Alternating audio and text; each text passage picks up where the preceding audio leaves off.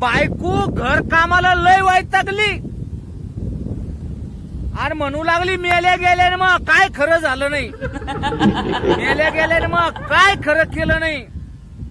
मला या घरात दिलं आणि लागली शाद यायला बोट मोडायला. मेल्या गेल्यानं काय खरं केलं नाही, न्यायचा सत्यानाश हो.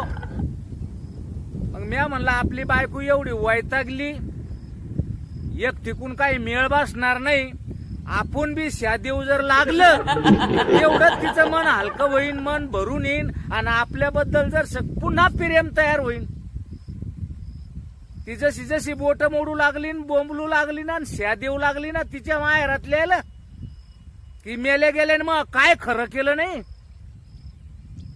मी म्हणलं हरामखोर मात्र नालायक बेशरम लोक यायला आकली नाही.